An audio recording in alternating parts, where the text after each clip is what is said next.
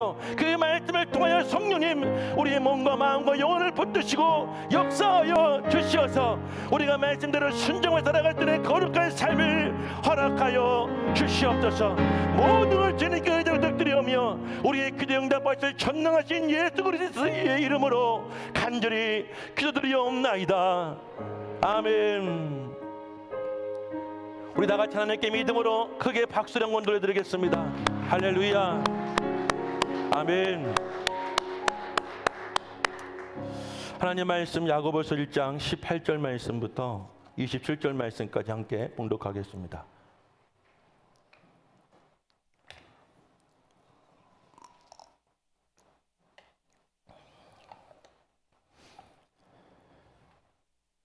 함께 읽겠습니다. 그가 그 피조물 중에 우리로 한 천 열매가 되게 하시려고 자기의 뜻을 따라 진리의 말씀으로 우리를 낳으셨느니라. 내 사랑하는 형제들아, 너희가 알지니 사람마다 듣기는 속히 하고 말하기는 더디하며 성내기도 더디하라. 사람이 성내는 것이 하나님의 의를 이루지 못함이라. 그러므로 모든 더러운 것과 넘치는 악을 내버리고 너희 영혼을 능히 구원할 바 마음에 심어진 말씀을 온유함으로 받으라. 너희는 말씀을 행하는 자가 되고 듣기만 하여 자신을 속이는 자가 되지 말라. 누구든지 말씀을 듣고 행하지 아니하면 그는 거울로 자기의 생긴 얼굴을 보는 사람과 같아서 제 자신을 보고 가서 그 모습이 어떠했는지를 곧 잊어버리거니와 자유롭게 하는 온전한 율법을 들여다보고 있는 자는 듣고 잊어버리는 자가 아니요 실천하는 자니 이는 사람은 그 행하는 일에 복을 받으리라. 누구든지 스스로 경건하다 생각하며 자기 어를 재갈물리지 아니하고 자기 마음을 속이면 이 사람의 경건은 헛것이라. 하나님 아버지 앞에서 정결하고 더러움이 없는 경건은 곧 고아와 과부를 그 환난 중에 돌보고 또 자기를 지켜 세속에 물들지 아니하는 그것이니라. 아멘. 오늘 본문의 말씀을 통해서 진리의 말씀으로 태어난 우리는 어떻게 성장해야 하는가, 진리의 말씀으로 태어난 우리는 어떻게 성장해야 되는가라는 말씀 제목으로 하나님 말씀을 증거하겠습니다. 오늘 아침에 제가 교회 오기 전에 이제 옷을 입을 때 양복을 선택하고 넥타이를 선택할 때 굉장히 고민이 되었습니다. 평소에는 그런 생각이 한 번도 안 들었는데 오늘은 이상하게 제가 대통령 선거일이 앞서서 그런가 이 넥타이 색깔하고 옷 때문에 혹시 오해를 받지 않을까. 이 넥타이는 얼마 전에 우리 집사님이 선물해 주신 넥타이이기 때문에 하고 왔는데 그러면 이것 때문에 오해할 수도 있잖아요. 근데 어제 제가 뉴스를 보니까 얼마 전에 이제 석방된 우리 박근혜 대통령이 어제 투표를 했는데 남색 옷을 입고 나오셨다고 그래요. 그러니까 한 당에서 저것은 우리를 지지하는 그런 의미가 있다라고 하시길래 제가 그 말을 듣고 굉장히 힘을 얻었어요. 제 이 양복이 남색인데 빨간색과 남색이 오늘 이렇게 제가 골고루 입고 왔으니까 오해하지 마시기를 바라요. 사실 우리 가족이 지난 한 주간 코로나로 인해서 되게 고통을 겪었어요. 저도 굉장히 긴장을 하고 조심을 했는데 오늘 예배 전에 제가 자가 키트로 검사해 보니까 음성 결과가 나왔습니다. 우리 첫 아이가 먼저 이 코로나에 걸리고 또 이 아이 다음에 우리 아내하고 둘째 아이도 코로나에 걸렸어요. 일주일 동안 제가 어떻게 살았느냐면 아침에 눈을 뜨자마자 씻고 교회에 나와서 저녁 때 저녁을 먹고 자기 전에 들어가서 제 방에 들어가 문을 잠고 씻고 잤습니다. 그렇게 일주일 동안 살았고 우리 가족은 들어갈 때 한번 얼굴 보고 나올 때 얼굴 한번 보고 거의 정말 난민과 같은 그런 아주 007 작전을 벌이면서 제가 살았어요. 다행히 저는 감염이 되지 않아서 오늘 이 자리에 설 수 있게 되었습니다. 오늘은 예배를 마치면 혹시 모르니까 여러분들 이 말을 들으면 제 앞에 오겠어요? 찝찝해서? 제가 오늘은 인사를 하지 않고 목례만 하겠습니다. 예배를 마치고 가실 때 오셔가지고 앉지 마시고 손잡지 마시고 그냥 멀찍이 서서 눈으로 인사만 해주시고 가셔도 오늘은 충분히 은혜가 될 줄로 믿습니다. 자, 야고보서의 주제는 오직 하나님 말씀대로 행하라입니다. 그리고 야고보서의 야고보가 말하는 우리 신앙생활의 목적은 무엇이냐면 온전하고 구비하여 조금도 부족함이 없는 그리스도인이 되는 것입니다. 이것이 야고보서의 핵심적인 이 5장까지의 말씀 속에 담겨져 있는 어떤 메시지에 하나같이 흐르고 있는 여러분 목적이 될 수 있을 거예요. 다시 말씀드려요. 야고보서의 주제는 오직 하나님 말씀대로 행하라이고, 야고보가 말하고 있는 이 야고보서의 어떤 목표, 그리스도인의 목표가 뭐냐면 온전하고 구비하여 조금도 부족함이 없는 그리스도인 되는 것, 온전 성결함과 성화를 경험하는 것이 성도의 신앙생활의 목표입니다. 자, 우리 교회도 남자분들은 다 군대 다녀오셨고, 그리고 몇몇 분은 군 생활을 오래 하신 분도 계시는데, 혹시 여러분의 그 오랜 기억 속에 전략과 전술이라고 하는 군대 용어를 기억하시죠? 전략은 무엇이냐면 전쟁을 이기기 위한 구체적인 계획이 전략이고요. 전술은 무엇이냐면 그 계획 속에서 어떻게 이길 수 있는지 기술과 방법이 전술입니다. 제가 왜 오늘 이야기를 드리냐면 모든 성도가 온전하고 구비하여 조금도 부족함이 없는 그리스도인 되어지는 것, 이것이 야고보가 말하는 신앙생활의 최종적 목표라고 한다면, 전쟁의 승리라고 하는 우리 신앙생의 목표라고 한다면 전략은 무엇이냐? 그것은 오직 하나님의 말씀대로 행해야 된다는 거예요. 자, 전술은 제가 기억하는 것은 바뀔 수가 있어요. 전략은 하나입니다. 그런데 전술은 여러 가지가 될 수 있어요. 지난주까지 우리가 4주간 동안 주제로 다뤘던 것이 무엇이에요? 고난이죠. 성도의 시험이죠. 성도의 시험도 하나의 전술이 될 수 있어요. 온전한 그리스도인이 되어져 가는.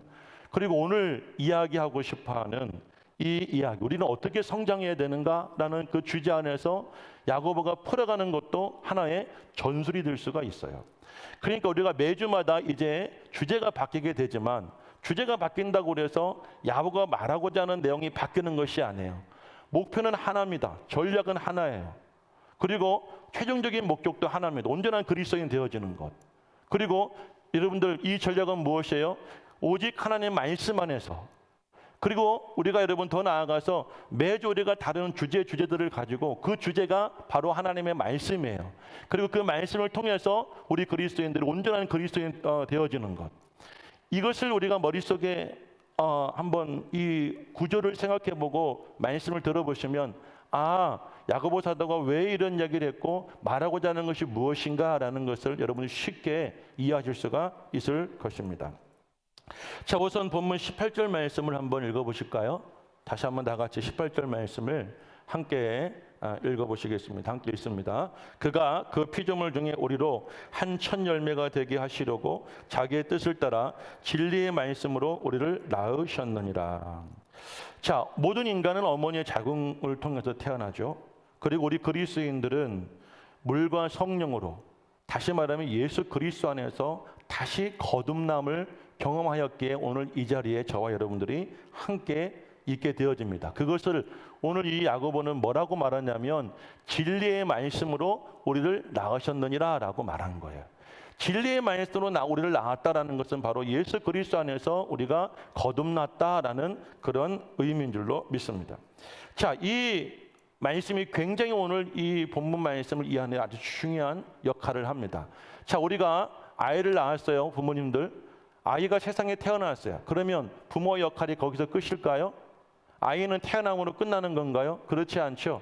부모와 아이에게는 그 다음에 아주 중요한 목적이 있죠. 그것은 성장입니다.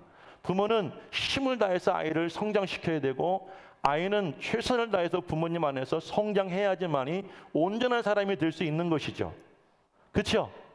자, 만약에 부모가 태어나고 나서 아이를 방치하고 버려둔다면 그 아이의 몸은 자랄지 모르지만 그 아이의 정신은 그 아이의 대로 머물러 있고, 자기가 보고 느끼는 것, 부모의 역할도 없이 자기가 주어진 환경 속에 느끼는 것만 가지고 보고 판단하다 보면 이 아이는 정상적인 삶을 살 수 없게 되어지죠.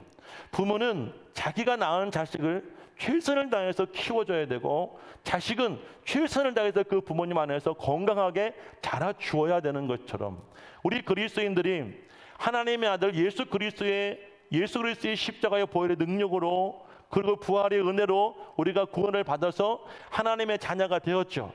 믿으시면 아멘 하시길 바라요. 자, 근데 여기서 야고보가 말하고 싶어하는 것이 무엇이냐면, 우리가 구원받고 하나님의 자녀가 된 것도 너무나 중요한 은혜이지만 여기서 우리가 끝나면 안 된다는 거예요. 우리가 그 다음에 목적이 무엇입니까? 우리는 자라나야 된다는 거예요. 오늘 야고보가 말하고 싶어하는 주제가 바로 그것인 줄로 믿습니다.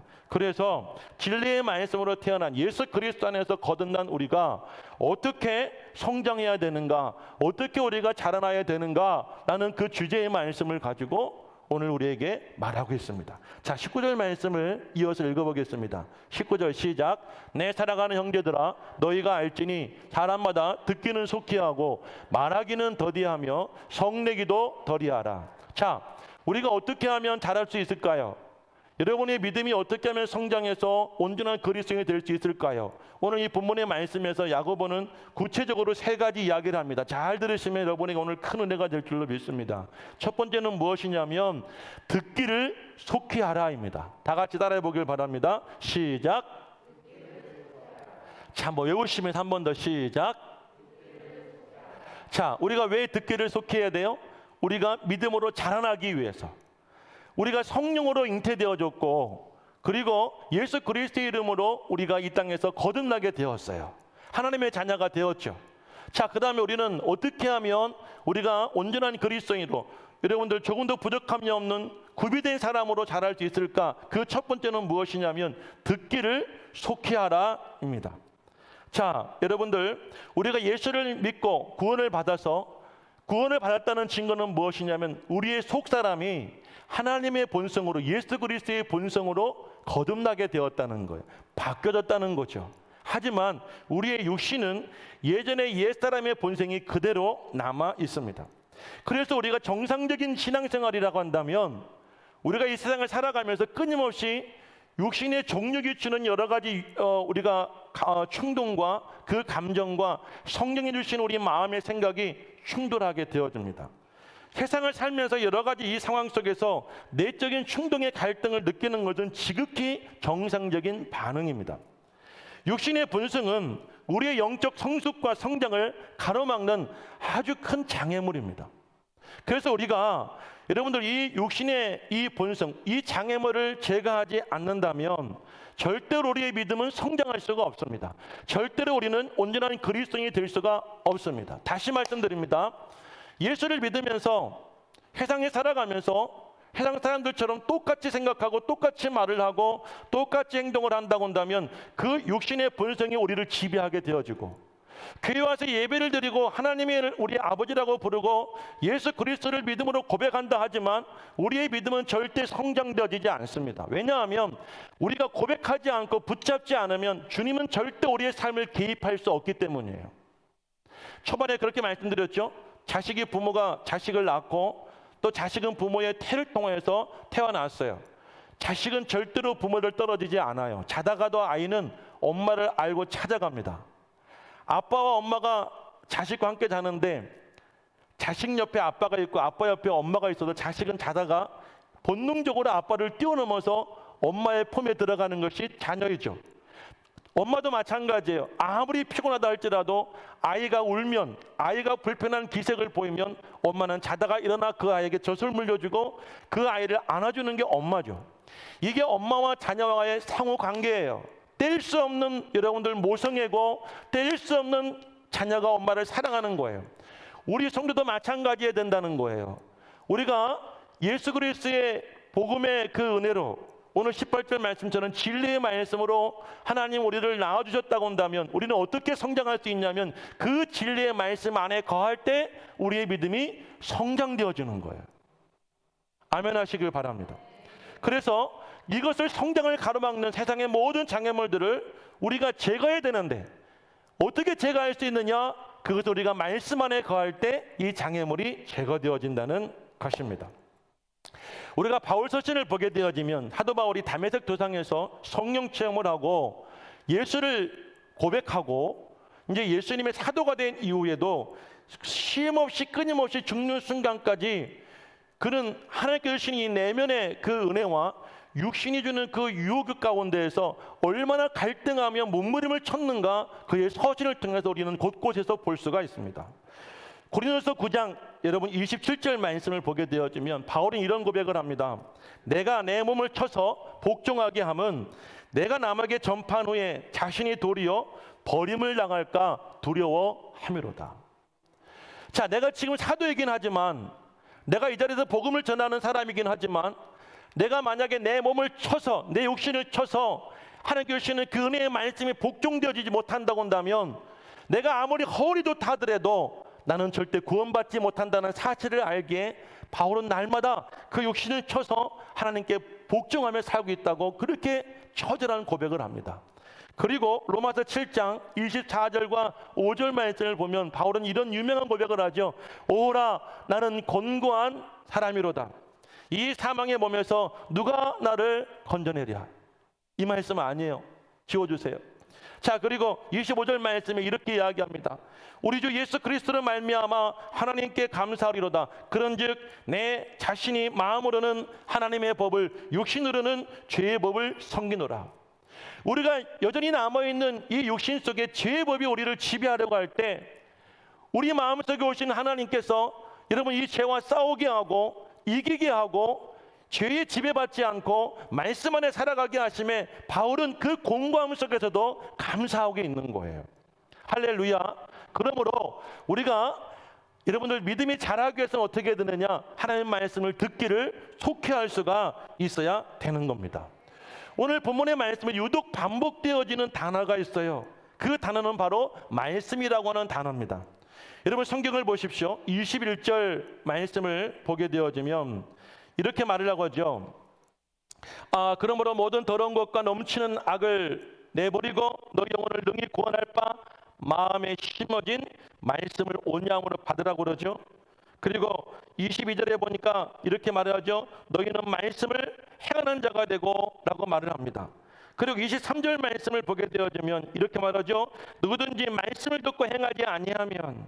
그리고 25절 말씀을 보면 이렇게 말합니다. 자유롭게 하는 온전한 율법을 들여다보는 이 모든 말씀이 향하고 있는 것이 무엇이에요? 바로 하나님의 말씀이라는 거예요.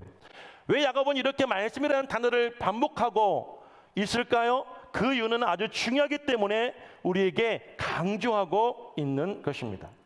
야고보 사도는 진리의 말씀으로 태어난 성도들을 온전하고 조금 더 부족함이 없고 구비하게 하는 유일한 방법으로는 오직 하나님의 말씀 안에서만 자라나야 한다는 것을 오늘 우리에게 아주 중요하게 강조하고 있는 것입니다. 그래서 신앙이 자라서 온전한 그리스도인이 되기 위해서 첫 번째로 하나님 말씀 듣기를 속히 하라. 믿으시면 아멘 하시길 바라요. 자, 이 말을 직역하면 하나님의 말씀을 먼저 들어라. 자, 우리가 하나님의 말씀을 먼저 들으려 하지 않는다고 한다면, 우리가 의도적으로 말씀을 들으려 하지 않는다고 한다면 쉼없이 끊임없이 연속적으로 세상의 이야기가 우리 귀에 들려오게 되어지고, 그리고 내가 가만히 있으면 내 육체는, 내 몸은 그 이야기 속에서 반응하게 되어지고 나도 모르는 행동이, 내 의도되지 않은 행동들이 나와서 하나님의 말씀과 상관없는 삶을 살게 하기 때문에 우리가 어떤 일을 당하든지 먼저 우선 하나님의 말씀을 듣기를 우리는 간절히 원하고 들으며 살아갈 수 있기를 주의 이름으로 간절히 축원을 드립니다. 사람이 어딘가에 병이 생겼을 때 외형적으로 나타나는 제일 첫 번째 증상은 무엇이냐면 바로 밥맛이 없어지는 것입니다. 아플 때 제일 먼저 밥맛을 잃어버리게 되어지고 사람은 시름시름 앓게 되어집니다. 아픈 사람에게 진수성찬은 그림의 떡입니다. 그러면 우리의 영혼이 병들었을 때 제일 먼저 나타나는 증상은 무엇일까요? 바로 하나님의 말씀, 진리의 말씀에 대한 맛을 잃어버리게 되어지고 허기가 사라지게 된다는 것입니다. 자, 반대로 우리가 영적으로 건강하다는 증거는 그럼 무엇일까요? 영적 허기가 생기는 거예요. 때가 되어지면 은혜가 사모하게 되어지고 진리의 말씀을 듣고 싶고 그 말씀을 들으면 힘이 생기고, 그 말씀 안에 거할 때 우리가 마음에 기쁨이 있고 은혜가 있고, 그 말씀을 이끌어가며 우리가 늘 감사하며 살아갈 수 있는 것, 그것이 바로 우리가 영적으로 건강하다는 증거인 줄로 믿습니다. 우리가 아플 때 어머니 하시던 말씀이 있습니다. 예, 밥맛이 없으면 입맛으로라도 먹어라. 그래야 네가 산단다. 그러면 어머니는 밥에 물을 말아서라도 억지로 그 밥을 한 숟갈 뜨게 합니다. 밥을 한 숟갈 뜨고 약을 먹으면 그 약 기운으로 사람은 낫는 것처럼, 우리가 여러분들 혹시라도 말씀에 대한 사모함과 그리고 여러분들이 갈급함과 허기짐이 없다 할지라도 여러분과 제가 살기를 원하신다면 우리는 살기 위해서라도 하나님의 말씀을 받아 먹어야 되는 줄로 믿습니다. 자, 여러분, 우리가 진리의 말씀 안에 자라나는 이유가 있습니다. 20절 말씀을 이어서 읽어보겠습니다. 본문 20절 말씀을 읽어봅니다. 다 같이요. 시작. 사람이 성내는 것이 하나님의 의를 이루지 못함이라. 여기 하나님의 의라는 말씀이 나옵니다. 하나님의 의에는 여러 가지 의미가 있는데요. 첫 번째는 하나님 보시기에 옳은 것, 이것을 공의라고 합니다. 두 번째는 하나님과의 올바른 관계, 이것이 하나님의 의입니다. 그리고 세 번째는 인간의 행동 규범으로서 하나님께서 우리에게 주신 기준이에요. 자, 이것을 다시 한번 말씀드립니다. 하나님 보시기에 옳은 것, 그리고 하나님과 우리와의 올바른 관계, 그리고 하나님께서 우리에게 주신 행동 규범으로 하나님의 기준이 바로 하나님의 의라는 거예요. 자, 그런데 보십시오. 우리가 하나님의 말씀을 듣고 하나님의 말씀을 살지 못하여 우리가 말하고 우리가 성내다 보면 이 하나님의 의를 이루지 못한다고 그러는데, 그것은 어떤 의미예요? 하나님과의 관계가 깨어지는 거예요. 하나님의 기준을 우리가 무시하는 거예요. 그리고 하나님께서 보시기에 좋다는 것을 우리는 의도적으로 거부하는 거예요. 그러므로 우리가 믿음이 온전히 자라기 위해서는요, 먼저 하나님의 말씀을 듣기를 속해할 수 있는 성도가 되시기를 주의 이름으로 간절히 축원을 드립니다. 오늘 여러분들 이 19절 말씀을 보게 되어지면 제가 눈여겨보았던 단어가 있어요. 그것이 뭐냐면 속히라는 단어와 더디라고 하는 그런 단어입니다. 왜 속히와 더디라는 단어를 이렇게 대립적으로 야고보는 사용했을까? 만약 저와 여러분들이 어떤 상황이 벌어졌을 때 그 상황 속에서 우리가 의도되어진, 충분히 생각하고 충분히 머릿속에서 내가 어떻게 말하고 행동해야 하지, 어떤 결과가 나올 것이라고는 그런 충분한 결과를 이끌어내지 못하는 상태에서 우리가 흥분해서 하는 말이나 흥분하고 화가 나서 하는 행동은 절대 우리를 여러분 유익하게 할 수가 없습니다. 우리를 유익하지 못하게 하는 것이 바로 말과 성냄이라고 하는 그런 행동을 야고보는 사용하고 있습니다. 그래서 우리가 만약 의도적으로 속히 하나님의 말씀을 듣지 않는다고 한다면 우리는 자연스럽게 말이 먼저 나오고, 그리고 어떤 상황에서 화를 먼저 낼 수가 있다는 거예요. 그러니까 의도적으로 하나님의 말씀을 듣기를 우리는 힘쓰고 애써야 되는 거예요. 우리가 주일이 되어지면 하나님께서 주시는 말씀을 사모해야 됩니다. 그리고 여러분들이 세상 속에 살아가면서 어떤 일을 당하든지 하나님이 왜 이를 나에게 허락하셨는가, 지금 내가 왜 이런 일을 겪어야 되는가, 이런 행동을 내가 해야 되는가, 저 사람이 나에게 왜 이런 말을 하는가에 대해서 충분히 하나님의 말씀을 먼저 들으며 그 말씀 속에서 해석해 나아갈 수 있는 그런 성숙한 성도가 될 수 있기를 주의 이름으로 간절히 축원합니다. 그러지 않으면 우리는 뭐가 먼저 나와요? 말이 먼저 나와요. 하나님의 말씀을 먼저 듣지 않으면 우리는 우리의 감정에 의해서, 육신이 주는 그 육체의 감정에 의해서 우리는 먼저 화를 낼 수도 있다는 것입니다. 사랑하는 여러분, 우리는 속히 하나님의 말씀을 들으며 살아가는 성숙한 그리스도인 되기를 주의 이름으로 축원합니다. 두 번째는 무엇입니까? 말하는 것과 성내는 것을 더디하라입니다. 자, 말을 많이 하는 사람과 화를 잘 내는 사람의 공통점이 있습니다. 첫 번째는 실수를 한다는 것입니다. 그리고 두 번째는 남의 말을 잘 안 듣는다는 것이죠. 먼저 말이 많다는 것은 뭘 의미하는 것일까요? 내 의견과 내 주장이 많다는 것을 의미하겠죠. 그래서 오늘 본문 말씀에 적용해 보면 하나님 말씀을 읽기도 하고 듣기도 하지만 그 말씀이 담고 있는 의미를 깨닫고 삶으로 녹여내야 하는데, 우리가 자신의 의견과 주장이 앞세우다 보니까 하나님의 말씀을 우리가 삶 속에 적용해낼 수가 없게 되어진다는 거예요. 내 의가 강해요. 내 주장이 강해요. 내 생각이 강하다 보니 하나님께 주시는 그 말씀을 내가 받아들이기보다는 내 생각과 내 고집을 먼저 우리는 요구하며 말할 때가 더 많다는 것이죠. 우리가 기도를 합니다. 대부분의 기도는 일방적 부르짖음의 기도입니다. 혼자 교회 와서 하나님 앞에 앉아 이런저런 말을 오랜 시간 쏟아냅니다. 어떤 날은 울면서 기도하고 어떤 날은 찬송하며 기도하고, 그래서 우리가 마음속에 야, 이 정도면 다 됐다라고 생각하면 벌떡 일어납니다. 그리고 하나님 앞에 이렇게 고백하고 나아가죠. 주님, 내일 또 올게요. 자, 하나님은 그때 뭐 하실까요? 여러분들이 기도하실 때 하나님은 뭐 하실까요? 그 자리에 안 계실까요? 상관없는 분이 되실까요? 저는 그렇게 생각하지 않습니다. 여러분이 기도하신다면 하나님은 분명히 그 자리에서 여러분의 기도를 듣고 계실 것입니다. 기도가 끝나면 하나님께 뭐라고 하실까요? 얘 기다려봐, 내가 응답해 줄게. 근데 우리는 아주 호기롭게 이렇게 말하고 떠나잖아요. 주님 괜찮아요, 걱정 마세요, 내일 또 올게요. 내일 또 와서 똑같이 주저리 이야기하고 그 자리를 떠나갑니다. 우리는 하나님과의 쌍방의 소통의 기도가 아닌 일방적 부르짖음의 기도를 우리는 익숙하게 살아가고 있습니다. 그런데 이제부터 우리의 기도는 일방적 기도가 아니라 쌍방적 기도가 우리에게는 익숙해져야 합니다. 그 방법을 말씀드립니다. 첫 번째는 하나님의 말씀을 들어야 합니다. 먼저 우선 우리는 말씀을 듣고 그 말씀을 붙잡고 우리는 육신을 붙잡고 하나님께 기도해야 됩니다. 내 육신을 쳐서 하나님의 그 말씀에 복종할 수 있는 은혜와 힘을 달라고 하나님께 기도할 때 하나님의 여러분 마음속에 성령의 감동을 주신다면 그 은혜와 감동을 붙잡고 살아갈 때 우리의 신앙은 성숙해져 갈 수가 있는 것입니다. 할렐루야. 분노에 사로잡힌 사람의 특징은 청력을 상실합니다.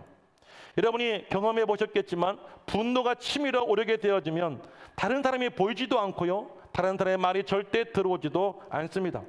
무언가를 부수고 무언가를 깨야 비로소 분노가 사라지게 되어지고, 분노가 사라지면 그때 비로소 옆에 있는 사람이 보이고 내가 깨부순 것이 보이고 그 사람의 말이 들려오게 되는 것입니다.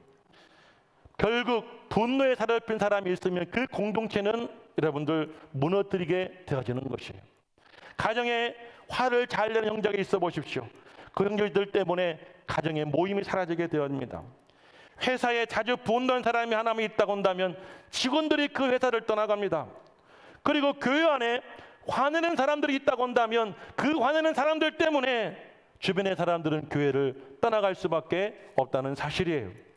분노와 죄는 절대로 뗄 수 없는 불가분의 관계에 있습니다. 그러므로 분노한 사람은 결국에는 죄를 지을 수밖에 없다는 사실을 꼭 기억하시기를 바라요. 여러분 중에 다혈질인 분이 계시죠? 다혈질의 특징이 있습니다. 이분들은 툭하면 소리를 지르고 화를 냅니다. 그리고 이렇게 이야기하죠. 돌아서서 나는 뒤끝이 없어, 나는 쿨한 사람이야 라고 이야기하죠. 자기가 무슨 일을 했는지, 그 상대방이 무슨 짓을 했는지 기억을 하지 않아요. 자기가 화난다고 화를 다 내고 하고 싶은 말 다 할 때 그 받은 사람은 그 말과 행동 때문에 이미 상처를 다 받았는데 돌아서 이렇게 말하잖아요. 나는 뒤끝이 없는 사람이라고요. 나는 성격이 되게 쿨하다고요. 그런 사람과 살다 보면 상처받게 되어지고, 그런 사람과 살게 되어지면 마음이 무너질 수밖에 없는 것이에요. 우리가 세상을 살다 보면 기쁨을 주는 소식이 더 많아요, 아니면 우리를 괴롭게 하고 힘들게 하는 이야기가 더 많아요. 기쁜 이야기보다, 좋은 소식보다는 나쁜 소식이 더 많죠. 그럴 때 우리는 어떻게 행동해야 됩니까? 하나님 말씀을 듣기를 속히 해야 됩니다. 그런 이야기 들었다고 버럭 화를 내고 버럭 소리를 지르고 내가 하고 싶은 이야기 다 해버리고 나면 어떻게 되어집니까? 어떻게 되어져요? 실수하게 되어져요. 그것으로 인하여 많은 사람들이 상처를 받을 수밖에 없게 되는 줄로 믿습니다. 할렐루야. 그러므로 우리는 듣기를 속히 하고 말하기와 성내기를 더디하는 성도가 되기를 주 이름으로 간절히 축원을 드립니다. 세 번째입니다. 세 번째, 우리가 어떻게 하면 온전한 그리스도인으로 성장할 수 있을까요? 세 번째는 하나님의 말씀을 속히 행하는 자가 되라. 다 같이 한번 읽어봅시다. 시작. 자, 우리 처음부터 우리 세 번째까지 이어서 다시 한 번만 읽어봅니다. 시작. 듣기를 속히 하라. 말하는 것과 성내는 것을 더디하라. 세 번째, 하나님의 말씀을 속히 행하는 자가 되라. 22절 말씀을 함께 읽어보겠습니다. 본문 22절입니다. 시작.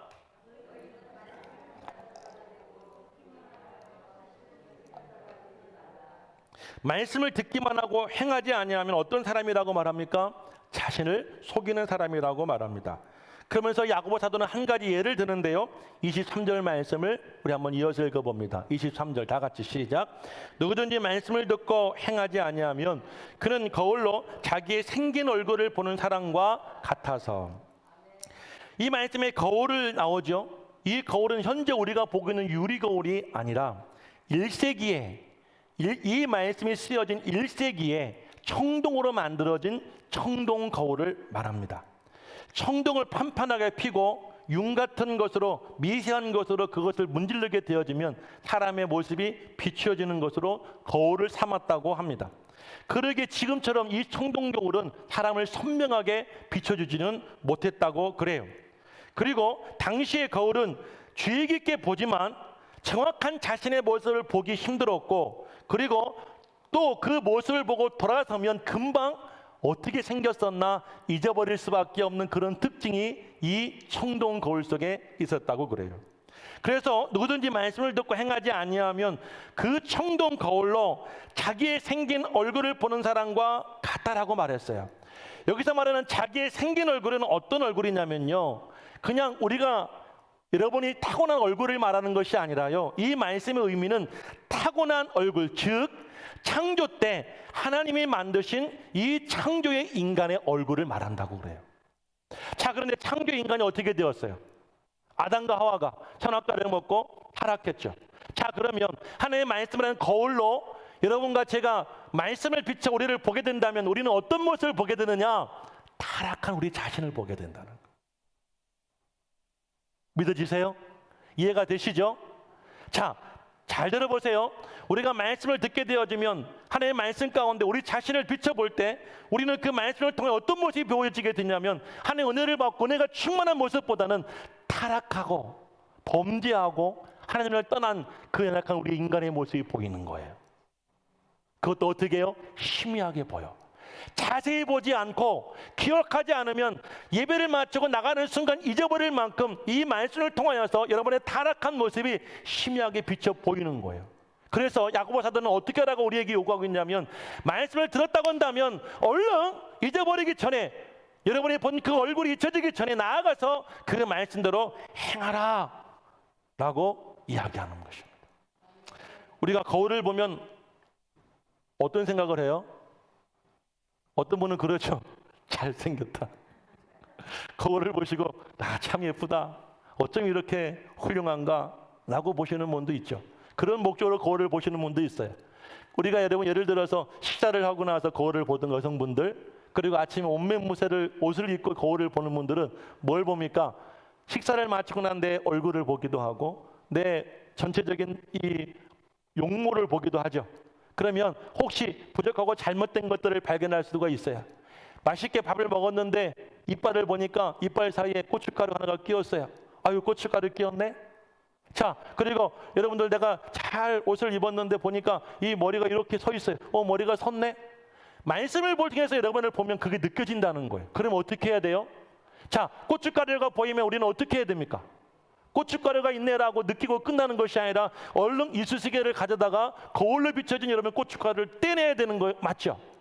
거울을 보고 머리카락이 섰네. 그럼 어떻게 해야 돼요? 얼른 머리카락을 빗으로 빗든지 손으로 만져서 단정하게 하는 것이 맞죠? 이것이 바로 말씀대로 행하는 삶이라는 거예요. 아멘이세요? 그런데 오늘 야고보서는 뭐라고 이야기하냐면요, 우리를 향하여 속지 말라고 합니다. 속지 말라고요. 왜 속지 말라고 합니까? 말씀을 듣고 행하지 않으면, 말씀을 들을 때는 내가 굉장히 은혜를 받은 것 같고 말씀을 통해서 내가 뭔가 깨달은 것이 나에게 큰 여러분들 신앙의 성장이라고 우리는 그렇게 생각하지만, 돌이켜 말씀대로 행하지 않는다면 여러분의 그 신앙의 모습은요, 말씀을 듣기 전과 말씀을 들은 후에도요 여전히 똑같다는 거예요. 근데 우리는 속아요. 내가 그 말을 들었기 때문에 내가 그런 사람이 된 줄 알고, 거울을 통해서 우리의 용모에 뭔가 잘못된 것을 발견하면 어떻게 해야 되냐면 얼른 갖다가 그것을 고치는 것처럼 말씀을 통해서, 말씀의 거울을 통해서 우리 자신의 여러분 이 타락한 옛 본성을 보게 되어지면 얼른 돌아가서 우리는 그 말씀대로 고쳐야 되는 거예요. 그것이 성숙하고 온전한 그리스도인들로 믿으시기를 주의 이름으로 간절히 축원합니다. 24절 말씀 읽어보십시다. 24절 다 같이 24절 시작. 제 자신을 보고 가서 그 모습이 어떠했는지를 곧 잊어버리거니와. 우리는 쉽게 잊어버린다는 거예요. 왜 야고보 사도가 행함이 없는 믿음은 죽은 믿음이라고 목이 터져라 외쳤을까요? 자신의 모습이 어떠는지를 잊어버리고 하나님 앞이든 사람들 앞이든 자신의 말만 들어놓고 성질 나는 대로 여러분 자기 감정대로 행하면서 그것이 믿음이라고 우리는 그렇게 믿고 살아가는 여러분 연약한 우리 자신에 대해서 말하고 있는 거예요. 여러분이 오늘 이 말씀을 듣고도 깨닫고도 행하지 않는다고 한다면 제가 축도할 때 아멘과 함께 여러분의 기억 속에서 바람과 함께 오늘 말씀은 다 사라지게 될 거예요.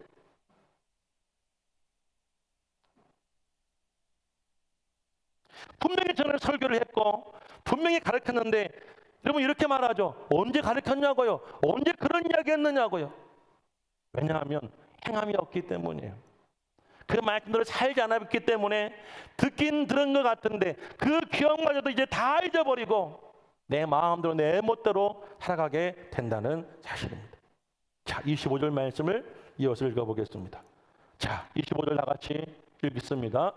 시작. 자유롭게 하는 온전한 율법을 들여다보고 있는 자, 듣고 잊어버리는 자가 아니요 실천하는 자니 이 사람은 그 행하는 일에 복을 받으리라. 아멘. 그 행하는 일에 복을 받는다는 말은 무슨 말이냐면요, 온전한 그리스도인이 되어지는 복을 받는 거예요. 할렐루야. 자, 온전한 그리스도인 되기 위해서 어떻게 됩니까? 자유롭게 하는 온전한 율법, 바로 하나님의 여러분들 그 말씀을 통하여서 우리 자신을 들여다보고 그리고 그 말씀을 듣고 나서 잊어버리지 않고 그 말씀대로 실천하는 사람이야말로 온전한 그리스도인이 되어지는 하나님의 복을 받는다는 거예요. 믿으시면 다 같이 크게 아멘 하시기를 주의 이름으로 간절히 축원합니다. 오늘 말씀을 정리하겠습니다. 자, 우리가 성령으로 잉태되어지고 예수 그리스도를 믿음으로 우리는 칭의를 받게 되었어요. 하나님의 아들이라고 인침을 받게 되었어요. 오늘 18절 말씀은 진리의 말씀으로 우리를 그렇게 낳으셨다라고 성경은 이야기합니다. 우리는 그렇게 예수 그리스도 안에서 태어난 그리스도인이 되었는데 우리가 예수를 믿음으로 신앙생활이 이제 시작이 되어집니다. 믿음만 가지고 살 때 우리가 온전한 그리스도인, 성숙한 그리스도인 되어지느냐? 절대 그렇지 않다는 거예요. 말씀을 속히 들어야 됩니다. 할렐루야.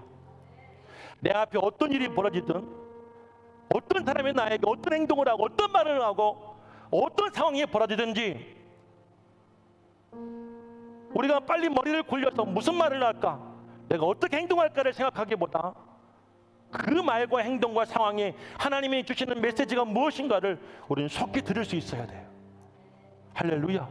그리고 내가 뭔가 말하거나 내가 화를 난다고 해서 화를 내는 것을 우리는 의도적으로 더디해야 됩니다. 그리고 오늘 이렇게 들었던 그 말씀이 기억나신다면 속히 그 말씀대로 행동하고 그 말씀대로 말을 하고 그 말씀대로 우리가 살아갈 수 있을 때 속지 아니하고, 아멘, 우리는 진짜 그리스도인 되어져 가는 거예요. 제가 예전에 얼마 전에 고백했죠. 제 아들한테 제가 정말 화를 많이 냈다고요. 제가 그 아들 16년 키우면서 그렇게 제가 험한 말 처음 해봤고요. 아들에 대한 분노가 처음 느꼈어요. 한 20분 정도 되어지는 그 짧은 시간 동안 제 감정이 주체가 되지 않아서 제 몸이 부들부들 떨릴 만큼 제가 아들에게 막 화를 내다가 화가 풀리고 나니 정말 후회가 밀려오기 시작하는 거예요. 아들 얼굴을 보기가 미안할 만큼 죄스러운 마음이 생기게 되어지는 거예요. 제가 아들한테 너 집에 가서 보자라고 말을 했지만 집에 가서 제가 아들에게 무릎 꿇는 마음으로 그렇게 말했어요. 아들아, 미안하다. 아빠가 실수했다. 아빠를 용서해 줘라. 아빠가 다시는 너에게 이런 짓 하지 않을게. 그리고 그때부터 아직까지 지금까지 저는 그 아들을 볼 때 그때 제 생각과 그 말과 행동이 제 기억에서 떠나지 않아요.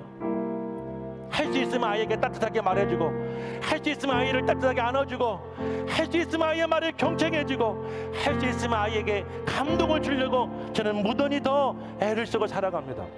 사랑하는 여러분들, 그리스도인이라고 한다면 어떻게 살아가야 됩니까? 끊임없이 내 생각과 내 감정과 내 의의를 드러내고, 나를 드러내고 내 감정을 드러내는 성도가 아니라 하나님을 드러낼 수 있는 성도가 되어야 돼요. 여러분의 입술이 그 말씀의 통로가 되어야 됩니다. 여러분의 행동이 예수 그리스도를 보여주는 거울이 될 수 있어야 되는 거예요. 할렐루야, 할렐루야, 할렐루야. 그러기 위해서 우리는 말씀을 듣기를 속해야 됩니다. 말하기와 성내기를 더디해야 됩니다. 그리고 더 중요한 것은 말씀을 들었다고 내가 깨달았던 그것이 은혜라고 착각하지 마십시오. 거울을 보고 돌아서면 잊어버린다고 그랬어요.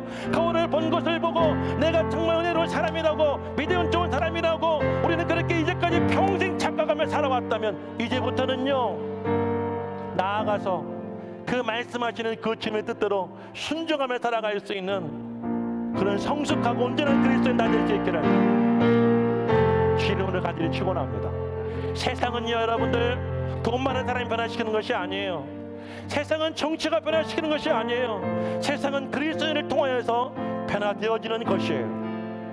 하나님의 말씀이 여러분에게 은혜와 감동을 줄 때, 여러분의 그 가정과 삶 속에서 순종하며 살아간다면 그곳이 천국이 되어지고, 그 사람들을 통하여서 하나님의 영광의 빛이 반드시 분명히 비춰지게 될 것입니다. 그런 축복의 통로가 다 될 수 있기를 우리 주의 이름으로 간절히 축원합니다. 함께 찬양하고